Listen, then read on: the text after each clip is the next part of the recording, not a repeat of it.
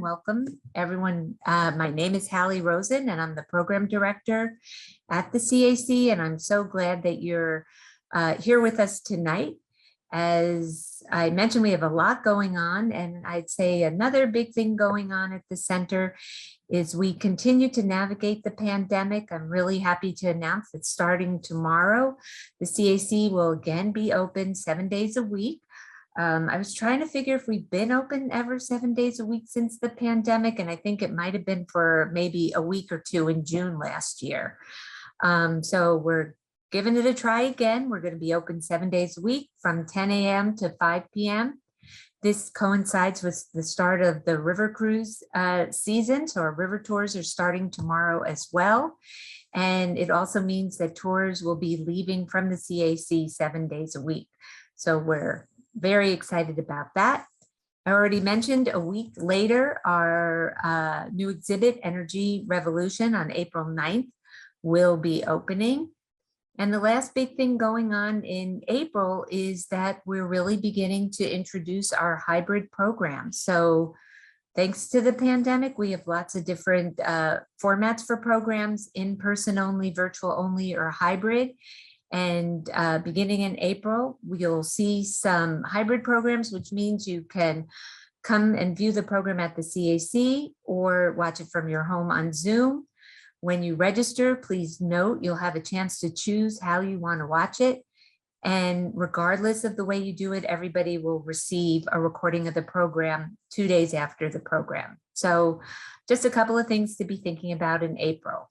So let's get the program started. Little housekeeping, you all are muted. We can't see your faces, though I know what a lot of your faces look like. If you have any tech issues, please put them in the chat and we'll be ready to address them.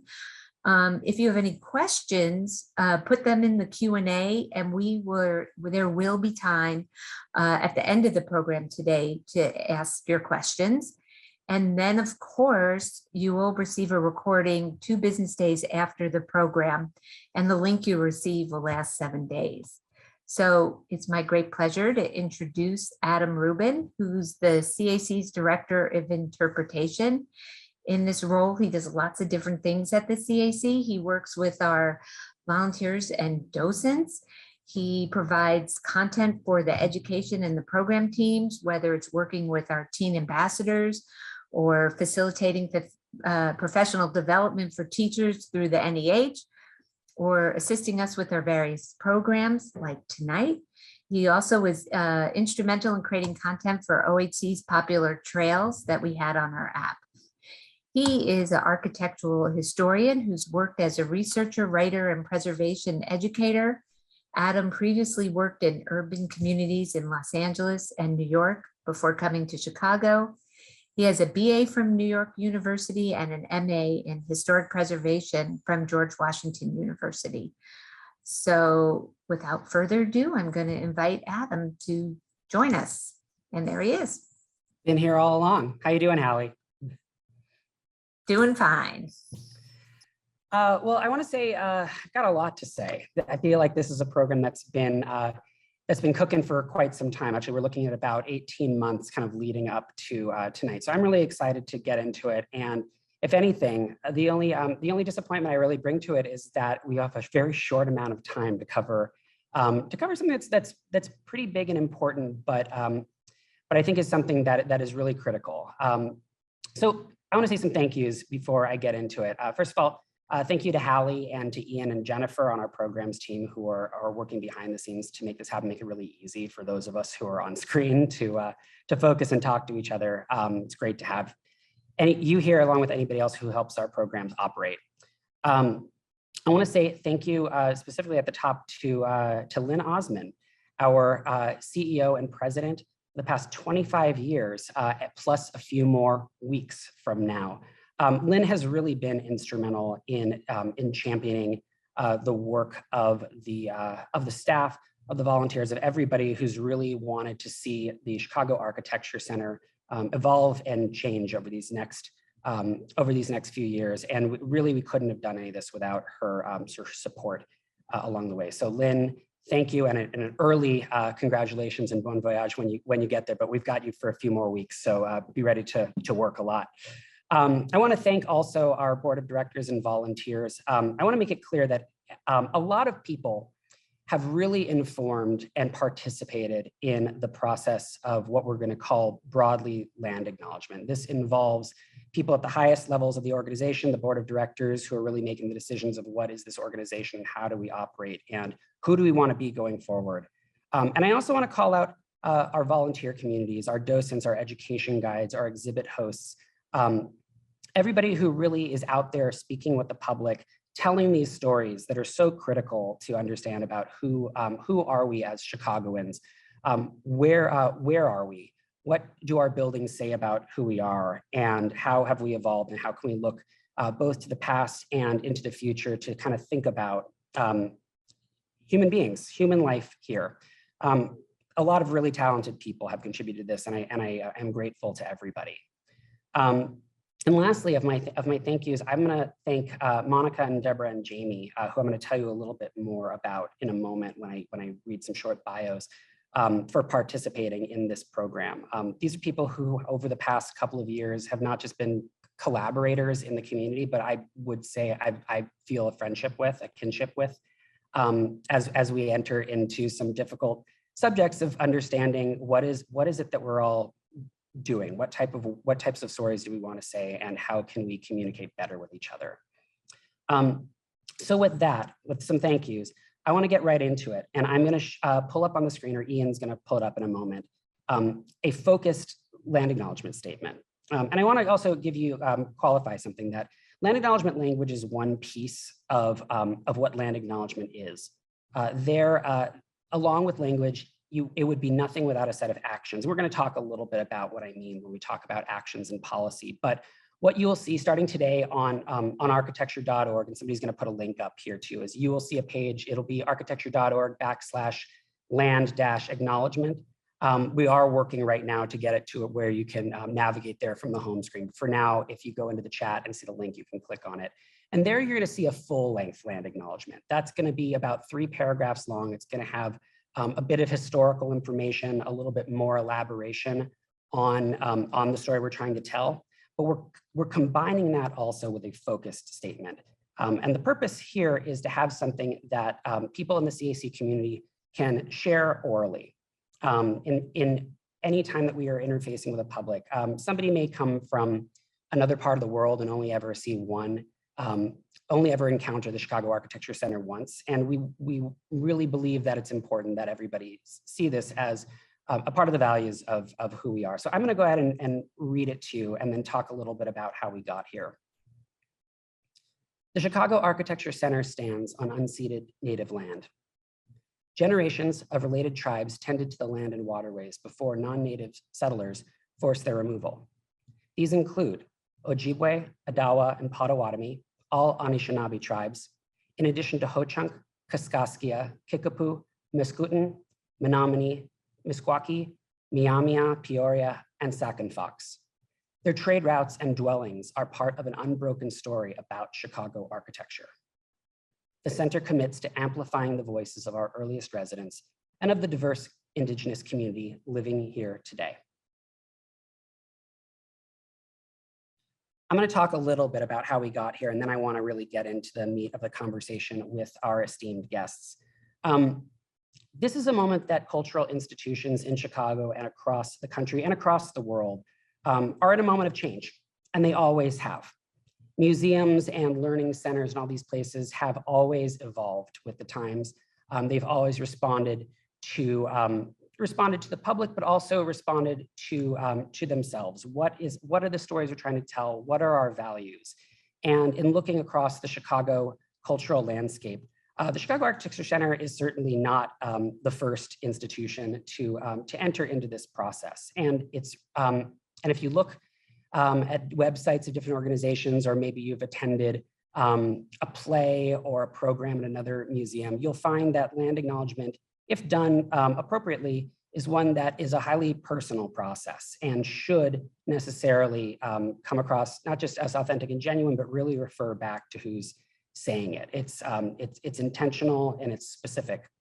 And so in entering into that, the Chicago Architecture Center, recognizing this moment of evolution, has been having a lot of different conversations about that. It's not just about Indigenous Chicago, but also all groups across Chicago.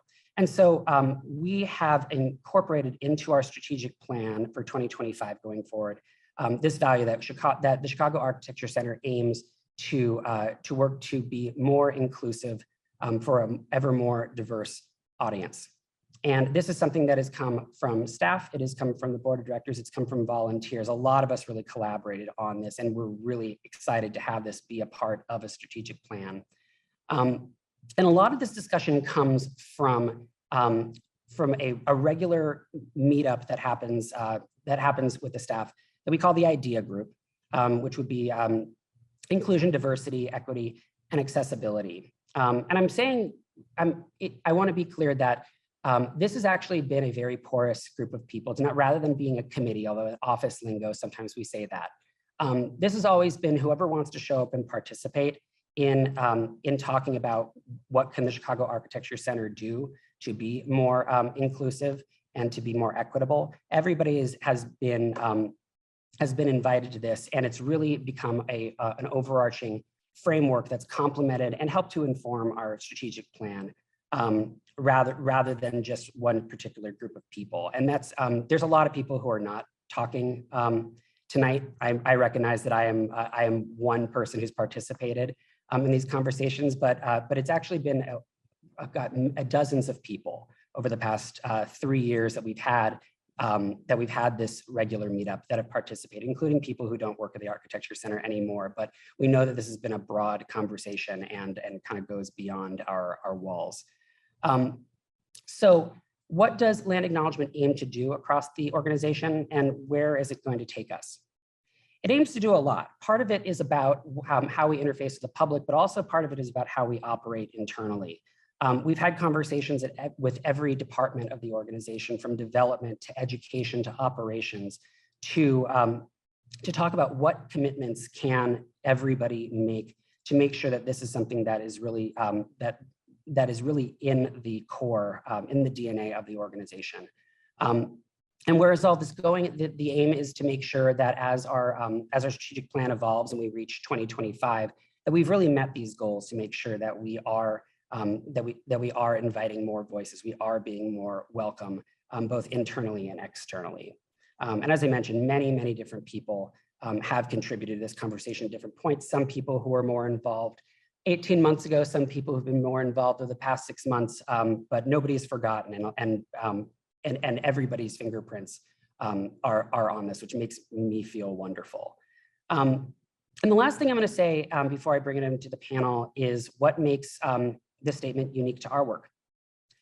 We are interpreters of a very specific part of Chicago, the point where the Chicago River meets Lake Michigan. We are right near or at the site of Fort Dearborn. We are right near where Jean-Baptiste Point de Sable and Kitty Howard lived.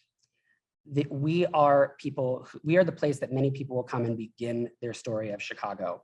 And so it is a responsibility that we take seriously to be able to ground people in this story. And it is a multifaceted, complex story, and there are many points to enter in and out of it. But we believe that that being able to put Land Acknowledgement right up front into what we're doing, that this is something that really does connect to where the Chicago Architecture Center at 111 East Wacker Drive stands today. So without further ado, let me tell you a little bit about what we're going to do tonight. Rather than this being kind of a mock panel where we can pretend there's a microphone that I'm passing down to 3 stools and 3 people are sitting next to me, kind of our picture we have here is that we'd love this to feel a little bit like this is a really interesting conversation going on at a coffee shop, that you are sitting at the table right over and can kind of hear a rapport going on. We plan to ask each other questions. I'm not going to be the only questioner. And we'll kind of try to flatten the conversation as much as possible. When we get to a Q&A in a little bit, I will remind everybody that this is a moment to present your best self. This is work that can be highly emotional and highly personal. And so we want to make sure that we're all modeling the utmost respect. And I know that everybody who's attending this absolutely is going to be in that place. So with that, this is gonna be a broad presentation about the process of creating land acknowledgement and why. It's not gonna get into any of the mechanics of how does this affect any particular department or community at the Architecture Center. We're gonna kind of keep it, we only have about 30 minutes to cover. So we know that this will continue, but this is an introduction to the subject matter. So I'm gonna take a quick sip of water and I'm gonna introduce our panelists. If you could please turn on your cameras and your speakers, if you will. Hi, it's good to see you all. Hey, Adam. Hi. I'm going to do just a touch more talking. Ugh, it's the worst. And I'm going to introduce all of you, and then I'm going to ask a question, and I'm going to close my mouth for a little bit. Monica Rickard Boulter. Hi, Monica. Hey. Monica is a Chicago-based visual artist and journalist of Potawatomi, Black, and German descent. Monica pays homage to her white pigeon family name as a journalist and writes to amplify natives in the arts. Monica is a co-founder of the newly established arts nonprofit Center for Native Futures. So welcome, Monica. Deborah Yepa-Papan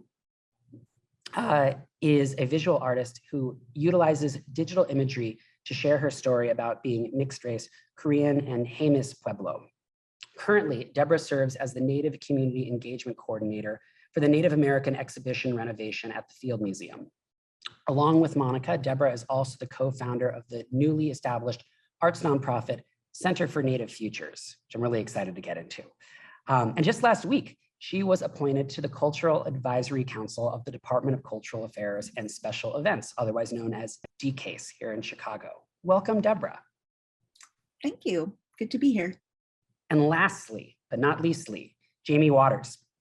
Jamie Waters is a communications associate at the John D. and Catherine T. MacArthur Foundation. I will never get tired of saying it. She is co-chairing a project to create an exhibit in the lobby of the Marquette Building, where the MacArthur Foundation is located, that engages with the architectural narratives and history of the building. Jamie. Thanks, Adam. Good to see you. How are you? I'm very well. I am going to officially begin with one person, and then we're going to see where this goes. And I empower everybody to interrupt and ask your own questions and take this in any direction that you would like to go. But Monica, hi. How do you feel about land acknowledgements? Well, I know you know, but now everybody else will know. I don't like them. So when I was first asked to participate in this, I was like, really? I don't know, because I always kind of felt that land acknowledgements are kind of like the bare minimum of what a lot of institutions are doing. And it, I don't know how much of it would be just an empty statement. So that's why I've always been a little more hesitant with that. But actually, this process has kind of really turned my mind about that, and really seeing how involved a lot of the folks here even really want to be. So a lot of it does have to do with policy changes, and like that is something that you have to include with land acknowledgements to help make them go beyond what just the basic statements will do. So I appreciate you getting the Potawatomi person out here first. Thank you so much. The other thing with land acknowledgements is, you don't always hear the tribe's names. They're not spoken often or not taught nearly enough. And people don't always know the correct pronunciation. A lot of native languages were taken away from people. So it's really refreshing to actually hear more people, and just even people beyond native folks, that are actually saying certain names, certain words and stuff. And I would love to just see more of that.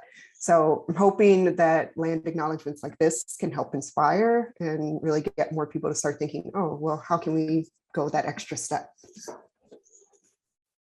Deborah, you've actually led some programs, some Zoom programs about kind of leading off of that first question, how do you feel about land acknowledgements? In fact, it's a tool that I've used throughout my education and understanding about this. Can you talk a little bit about kind of your involvement in the Chicago cultural landscape as a professional and maybe as somebody who's been called upon to do this sort of work by others before? Yeah. Well, first, I just want to say thank you for having me here. I'm really glad to be a part of this conversation. And really, before I get into it too, it's great seeing where everybody is from, you know, like they're putting in the chat where they're from. But I want to ask everyone, if you know whose native land you're on, why don't you go ahead and put that in the chat too? If you don't, no worries. Don't worry about it right now. So, you know, and that's one of the things that I advocate for too, right? I think let's make that practice too, and just not just asking where you're from, but whose native land are you on? You know, I never sought out to do this work. And I think there's so many jobs and things that Native people, you know, we tend to fall into these kinds of positions out of necessity, out of advocacy for Native people. And, you know, the first time I saw a land acknowledgement was from a colleague at Northwestern University who had it in their email signature. And that was the first time I ever saw one. And I thought, oh my gosh, this is really beautiful. I thought it was just amazing. And I wanted to follow that. So then, you know, I incorporated that into my signature. And of course, at the time, you know, I hadn't thought too much about it. But you know, since then, and that was maybe 5 years ago, my thoughts about land acknowledgements have just, you know, gone up and down. And even from that conversation that I hosted, you know, at the Field Museum, we are all on Native land. A lot of those thoughts are still the same. They're still valid. But I've also changed a lot in, you know, just how I personally approach a land acknowledgement and how I encourage other people to think about land acknowledgements as well. And, you know, it's complicated. And, you know, I agree with Monica, it can, you know, land acknowledgements can become very shallow. They can become very, you know, just a way for people to check off a box, or they can become performative. So that's where we have to really think about, how can we make a land acknowledgement that's genuine? And I think, you know, most importantly, how can we center Native people when we're making our land acknowledgements, not just the people that we're acknowledging, but the people that are here in front of you right now, or the people that are in your community, in your city, in your neighborhood. How can, by you making a land acknowledgement, how are you benefiting those Native people around you? And I think that's where we really need to start thinking, is like, you know, what are the actions then that come with that statement? Yeah, so I mean, I've got like tons of notes and tons of thoughts on this. I could go on forever, but I'll give somebody else a chance. Well, I can kind of bring Jamie into it too, because I think that, as you know, make your eyes wide. I think one of the things I want to think about here is this idea of asking for help and how to do that. I kind of remember pretty clearly the first time I talked to Deborah and kind of dancing around the question. Like I knew that this is something we wanted to do, and I watched your presentation. I knew what you could bring to it. I knew your thoughts. I didn't know your thoughts. I saw what you had said in a Zoom presentation. I might be to blame for him talking to you, Deborah. So Deborah. So let me say, Deborah was already a celebrity to me because I'd watched your Zoom presentation a couple times and really liked it. So I came to it just like, this is Deborah. I want to make sure that like I bring my best self, and I recognize it was a sensitive thing to get to the point of saying that we need help, and that we needed to ask, in a way that was thoughtful and appropriate. And I think I could actually put this to anybody. We could talk about that moment and kind of how did you read that from your perspective when we started this conversation with each other, just to make it more interesting and confusing. And I'll also say to Jamie, as somebody who's been working for a different institution in Chicago, I imagine you also had an early moment of figuring out what does it mean to work in partnership with Native Chicagoans today, to recognize how do you figure out yourself how to ask? Yeah, I think asking isn't very important. We started, I think I want to start with the fact that you mentioned earlier, like that people come to the Chicago Architecture Center to start their Chicago journey. And that made me remember how I think the first time I'd heard the name Potawatomi was 3 years into living in Chicago. And like, that's atrocious. And so I think I've needed help the whole time. And because of just the people around me, and I used to be at the Newberry Library, and there's great historians there, there's Indigenous staff at the Newberry, and those people sort of along the way brought me along on the learning about Chicago's history. And so asking for help is essential, and knowing that you don't know everything is also essential. And we started a project to do an exhibit about our building and the MacArthur Foundation, because we realized there was problematic architectural elements in our building. It's called the Marquette Building. And we started talking to people who had experience with collections that engaged with Indigenous people. And that's how I met Deborah. And we started talking to people who were dealing with monuments and people who were engaged in architecture like you, Adam. And so I think a lot of that was just early research. And that was when we felt called in. And part of that calling in was, you need to say something about this and intervene, and you need to center Native voices. And how do you do that? You ask for help, and also you pay them. So we have, I think we tried to figure out a way to do that equitably and try to be in relationship. And I also think I'm not always perfect at it. And there's those conversations are happening everywhere. But it's asking and being willing to take no, and being willing to adjust and respect boundaries and make sure that you're open to other people's boundaries. I don't know, Deborah, do you want to add anything? Feel free to be critical. Or No, I mean, I think, you know, we've been in conversation around this for a couple of years now. And so, and that's part of the education, right? That's part of that. That's what it takes. It takes having these conversations, and you know, for non-Native people to, you know, to have that openness and receptiveness for our critique, you know, for our anger, you know, allow us to feel those emotions, because, you know, we've had so much taken away from us. You know, a lot of people have suffered from trauma, and, you know, and there's still so many insults and microaggressions that we see every day, that it's hard to not, you know, let that show.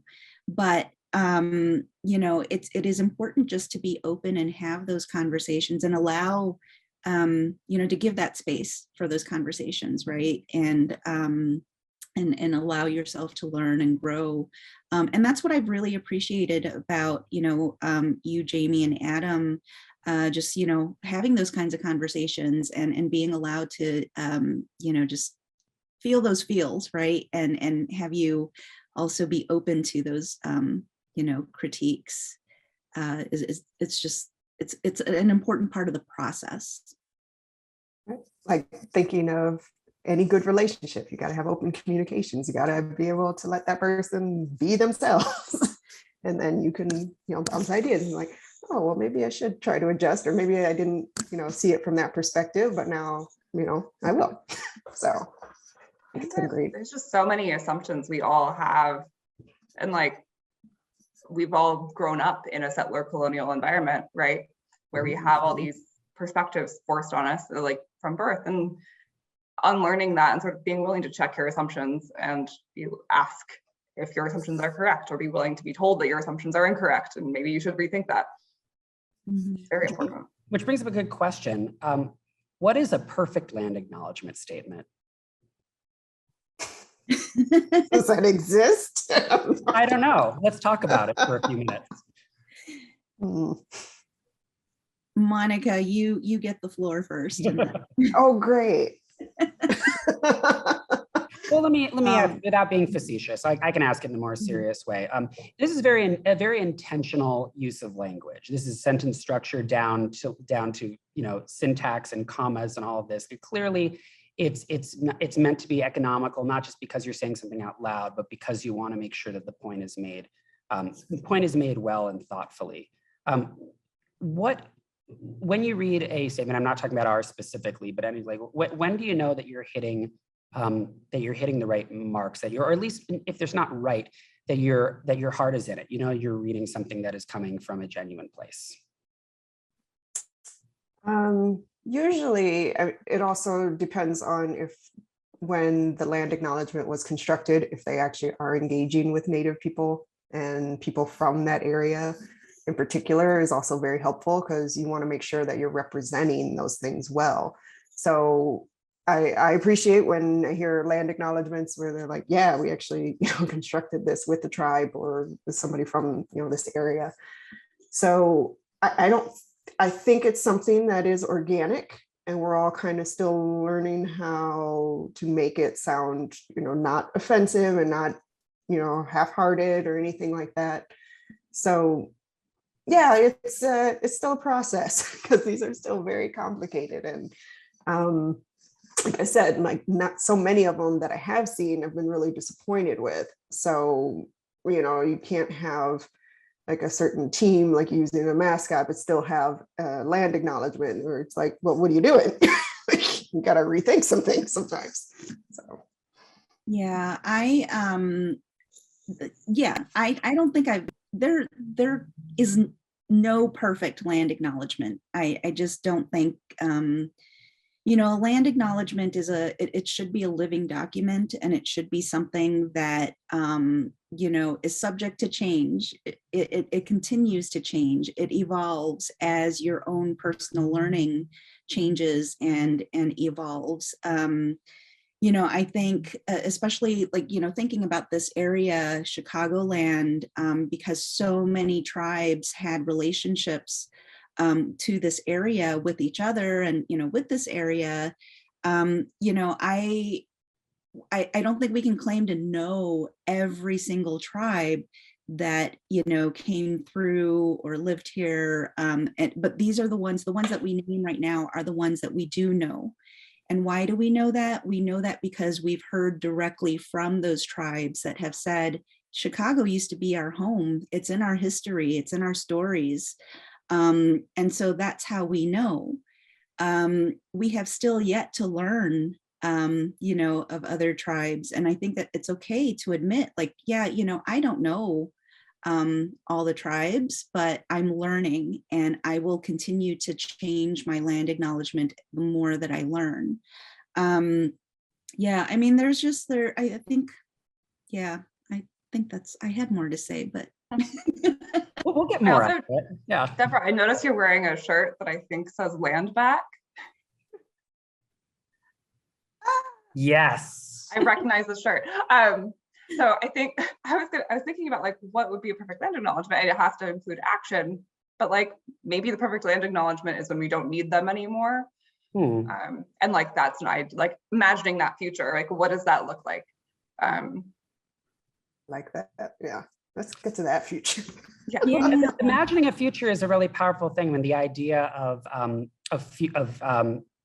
futurism is something that comes up a lot in the arts these days, as this idea of thinking about utopias and thinking about what if we get to this place where we don't need an acknowledgement. Where do we get to this place that that people are truly free and liberated and able to be who they are, and communities are able to thrive? And yes, it's an imagining, and it's something that allows incredible creativity, but it's not based in anything that's not genuine. Like, there's a real belief that that's the goal, is to get here.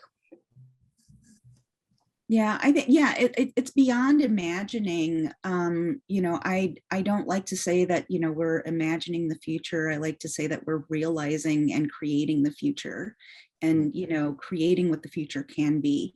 And I think, you know, and I'm actually looking at this one question about land acknowledgement, and, you know, like, what do you do once you have a land acknowledgement, and how do you go beyond that? And, you know, I think it's, you know, thinking, yes, action. What are the actions that come along with your land acknowledgement? How are you making space for those people that you're acknowledging? How are you making space for Native people in general? You know, do they work in your institution, your organization? Are you hiring Native people?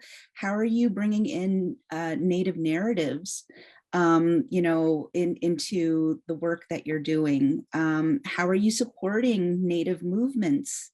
You know, are you, you know, so many of us, as you know, Monica mentioned earlier, we're, you know, I'm anti-mascot. I would love to have allies and accomplices, you know, fight that with me.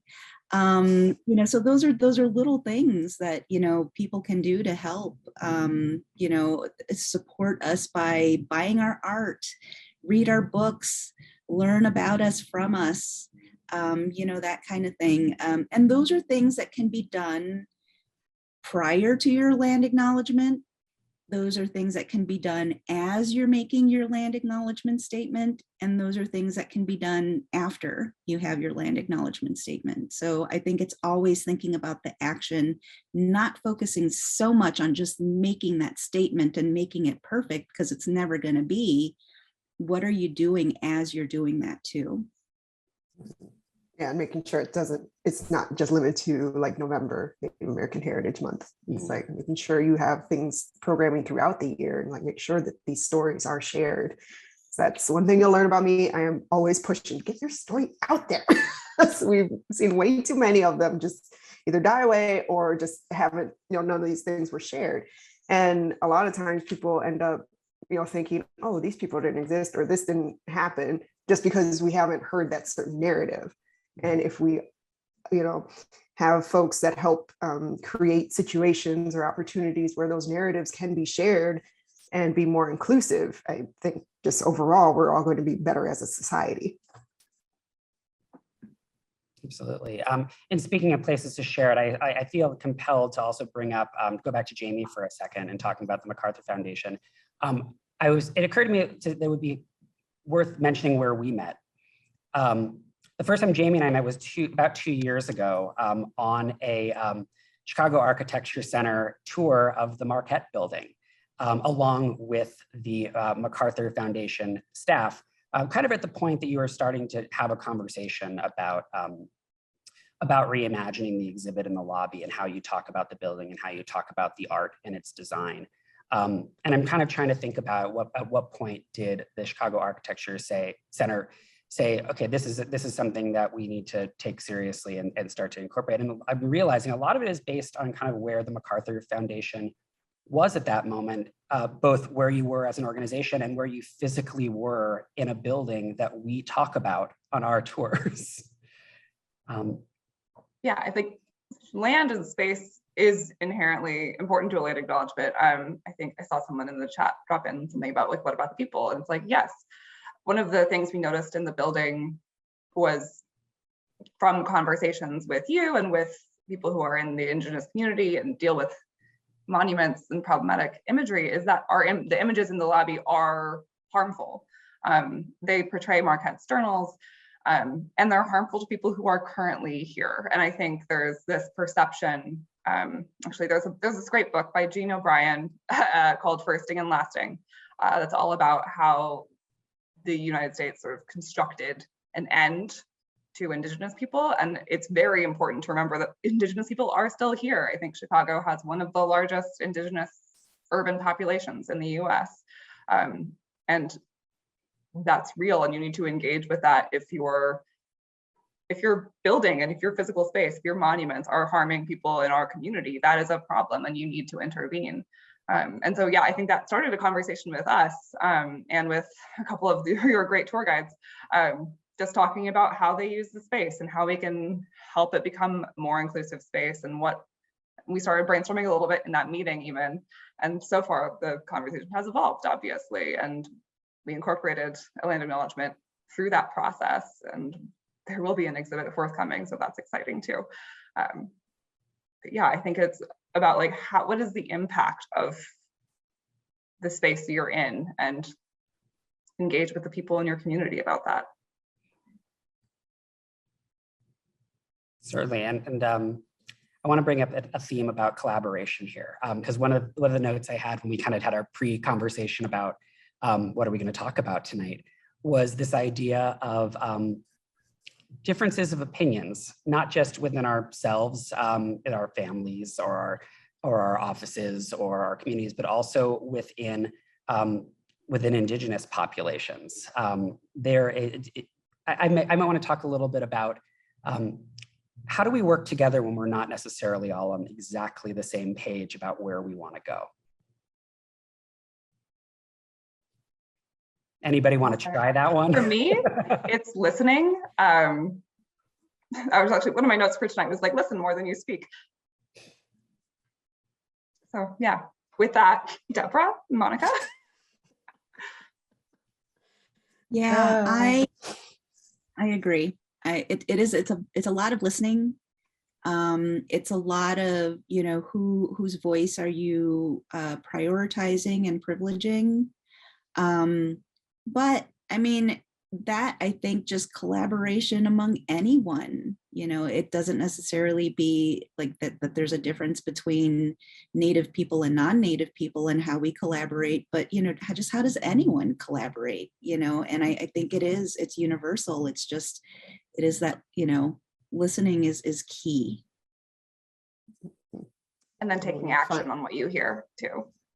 Right. And when you find those good people that you like working with and can, you know, actually get along with and be very open and honest with, like, hold on to that. Like Deborah and I, how long have we known each other now? Over 10 years or 10 years? Yeah. She can't get rid of me. When you do hard work together, you end up with a bond. Right. She's my little sister. Yes, my big sis, looking out. And I appreciate it. You need those people that are looking out. Well, that's a good transition to what I actually was going to be one of my, I don't know how much more time. We're going to go to Q&A in a few minutes, but talking about supporting each other actually kind of sets up the next question. I want to think about the idea of allyship. It's a word we've used in our conversations a little bit. It's what you hear it kind of out there in the world. You'll also, there's some variations on this: an ally, an advocate, an accomplice, showing up.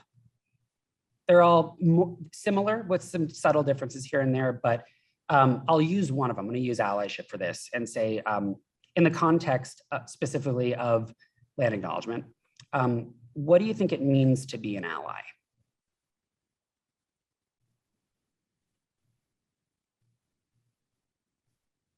Jamie. I can start. Thanks. It's funny because I am not a Native person. And so I am in this area, I am an ally. And I think one of the things I try to think about is that I don't get to decide what it means to be an ally, that the people I'm trying to be an ally to get to decide if I'm being a good ally. And so that means that I'm not always going to get it right. I'm not always going to be perfect, but it does mean that if Native people aren't in the room, I need to make sure that we're trying to take into account their perspective. So, because like they're still there, even if they're not in the room, and they're still impacted by our decisions. So creating that space and allowing those opportunities to actually happen where you can invite and welcome Native people to be involved and be like, okay, like, honestly, we don't know what's happening. Or, you know, it's like, help. Knowing when to ask for help. And that's good. And also knowing when to shut up, which is fine. Yeah, I oh my gosh, yes, you're right, Monica. Because oftentimes too, you know, non-Native people will, you know, they'll bring us in, but they won't, you know, they won't step aside, right? I think a good ally or a good accomplice, I like to use the word accomplice, you know, will step aside. You know, and I know that's not an easy thing to do. That's not an easy thing to do for anyone, but you know, if there's a way to make that space for Native people and then, you know, step aside, follow our lead, You know, oftentimes too, I see people that, you know, they want to start these projects around some like a native theme or something, but even just that idea wasn't conceived with us. You know, it was an idea that they had, and then they're like, oh, I need to reach out to some native people now. So to make sure that I'm including them, that doesn't help us because, you know, it's not an idea that, you know, we might want to even be invested in. So, you know, let's create a friendship. Let's, you know, build relationship, and then let's talk, and then let's see what kinds of ideas grow out of that. You know, don't think for us. And then expect us to feel grateful that we have a seat at the table. Thank you. I'm also going to take a stab at answering this one because I think this is one that's worth the full roundtable too. And I'm going to show one of my own kind of flaws here. I worry that sometimes when in having these conversations where I'm really I really want to make space to listen, that I'm going to somehow manage to reflect too much on myself and relate it to my own experience, when actually some things are beyond my own experience. And I'll give you an example. And I've thought a lot about, I'm a Jewish American. I've thought a lot about my experience. What does it mean to be a Jewish person? Is that a religious question? Is that a cultural question? Is that a racial question? And one way of understanding it is that the Jews as a tribe, and it's not the same as an indigenous American tribe. It's the same word in their relationships, but it's not an exact replica, and one doesn't translate perfectly to the other. But it does allow me to say that I have to look to my own experience, and this idea of, I'll use a phrase, is tikkun olam, which means to repair the world. It's a charge to, as a Jewish person, help to make something happen. And that even if I can't say that I see the world through the same experience as Deborah or Monica, or any indigenous person who I work with, I do need to recognize the limits of my experience, but still do the work. I still got to show up, and I still got to try. So I'm kind of saying a couple different things, but to be an ally means you really got to bring your heart to it and try with sincerity and work to not just say that I'm going to tick a box and I'm going to move along and pat myself on the back, because the work is never done. You will carry the burden forever. It is now 6:17. It's about time to get into the Q&A. I'm going to ask Hallie to come back. And Hallie also kind of threw a question at me through the chat, which I saw.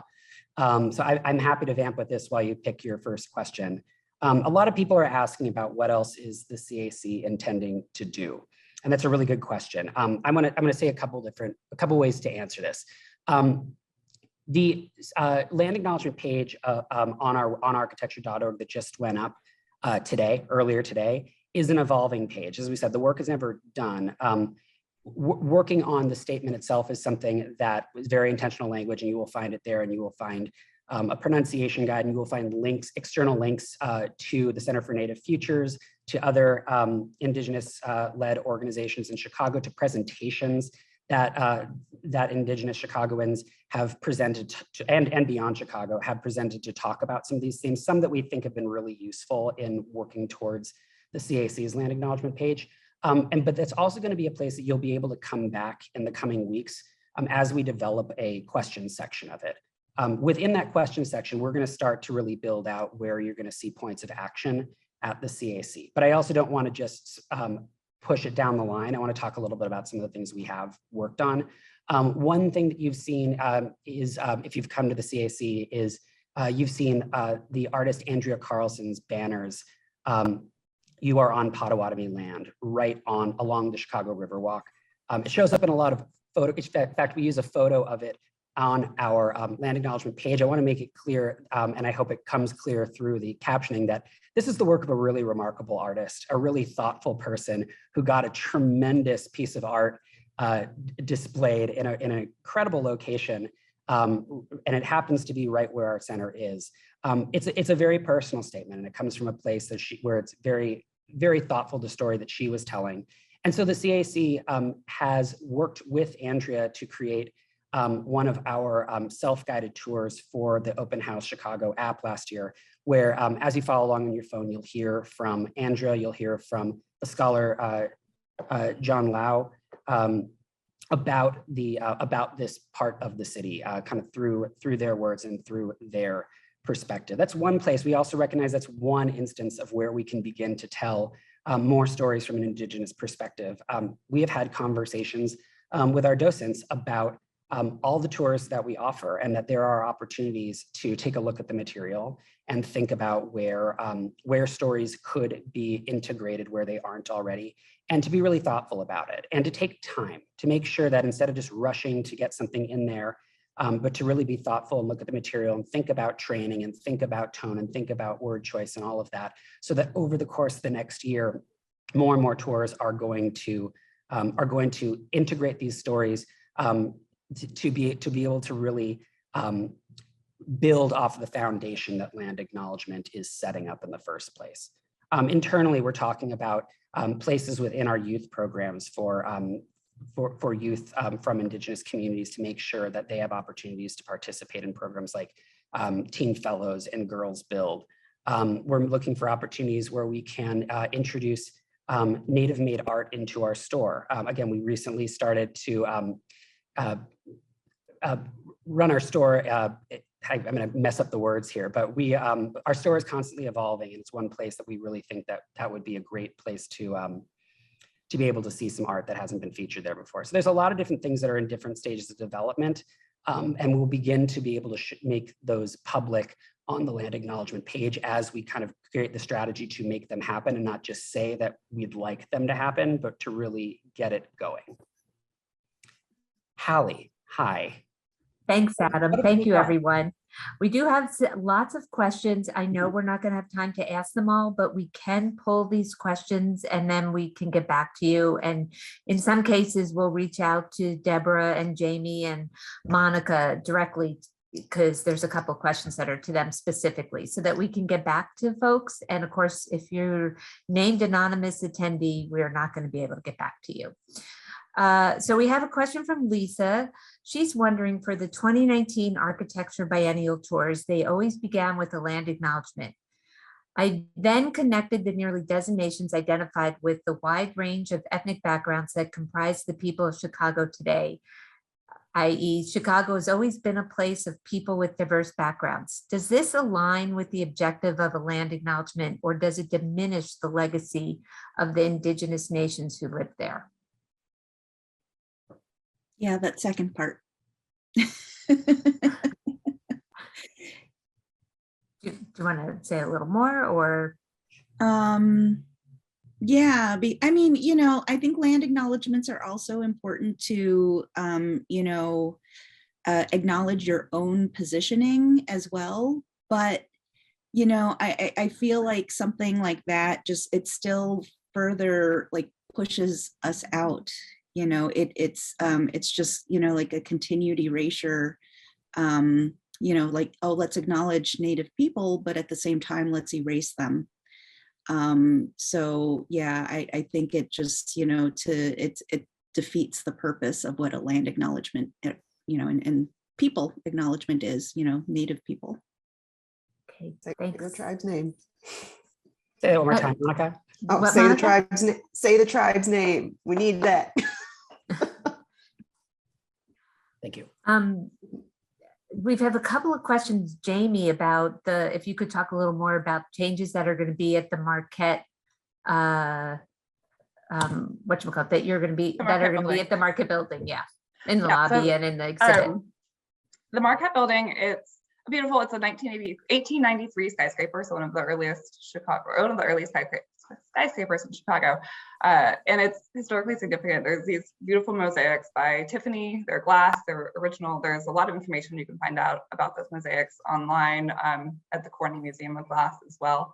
The problem with them is that they use stereotyping imagery and present a sort of false narrative of what happened. Like, they're supposed to be portraying Peoria people, but they're dressed as Plains Indians, for example. And there's a whole lot of other ways we can discuss this, and but the problems themselves are, we're hoping to intervene. We're not removing any of the materials in that space. That was a decision, or it was a conversation we had in the larger group, including our curators, who are Andrea Carlson actually, and John Lau. And we ultimately decided not to pursue that, partly because it's a historic building, it's a landmark, and partly because it provides the impetus for the conversation. And so the exhibit will be in this arcade space just behind the lobby.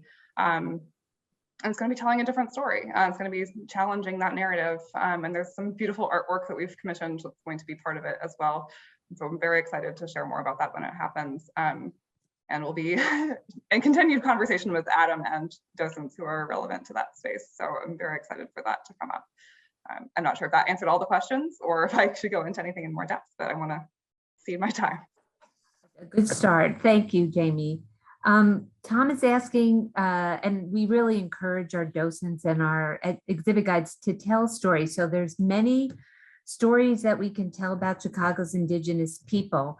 How appropriate is it for a non-Indigenous person to tell these stories without their being vetted first by members of the Indigenous tribe involved in the story?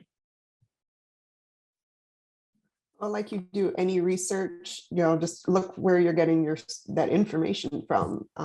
We're trying to create this opportunity for you to be like, oh, get this info directly from certain tribes.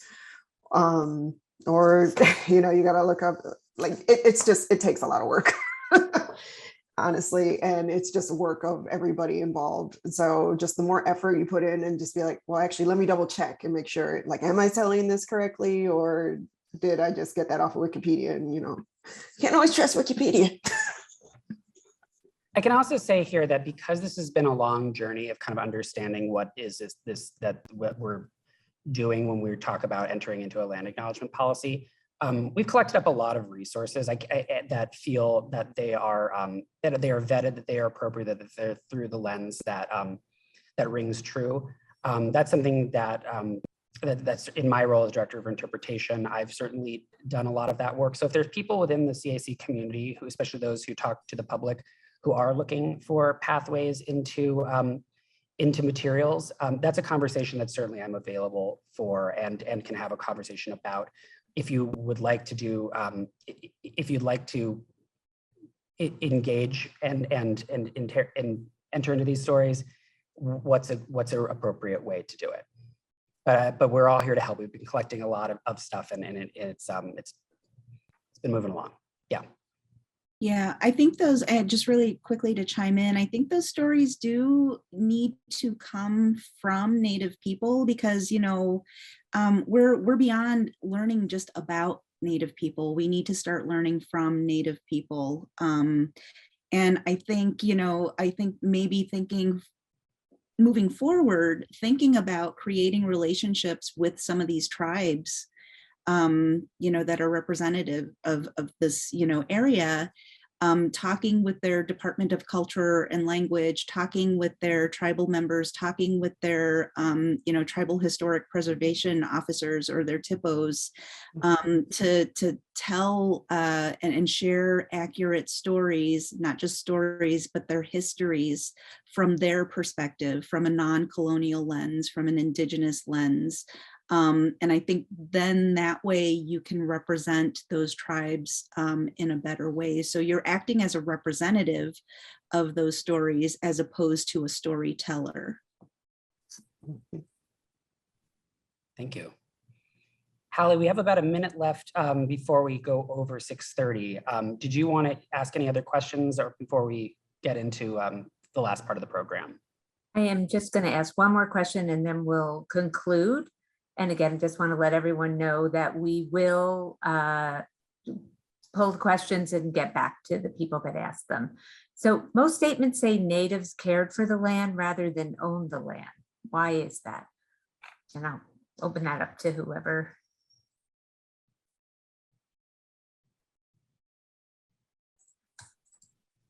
I feel like I'm the least qualified person to answer, but I have a very strong opinion. I'll go after you in the order of least qualified, but go ahead. Land ownership is a very colonizing way of thinking about land. I think there's a lot of movement patterns and a lot of different ways of relating to land than ownership. And so caring for the land and having a relationship with the land is a less colonizer way of thinking about it, I think. From what I understand in some of the work I've done, the concept of land ownership is also a fairly new one. It is one that comes from feudal Europe, but only of the past few hundred years. What we're talking about here is a relationship to a place and to tending to land and water that is not through a European lens. It's through one, it's one about visiting land. It's one about living in some version of permanent on land. One of the reasons why we have several tribes named in the CAC land acknowledgement isn't just because all of these groups of people had permanent settlements here, because permanent settlements isn't a part of the conversation. It's about traveling here. It's about trading here. It's about visiting here. And it's always been dynamic. It's never about if you stay for a year, it's yours. It's never about if you own the deed or if you farm here or if you travel waters by canoe here, then it's yours. So we want to make sure that our language is very specific into understanding what does it mean to be of a place. Yeah, I think this is a good example of allyship because, you know, Adam and Jamie have had so many conversations about this, obviously, and with Native people that, you know, they help to kind of take that burden off of me and Monica to have to, you know, always have to be, you know, like, you know, as Native people, whether we're educators or not, we're always having to educate. And it's helpful when other people can help. It's a really nice way to end this evening.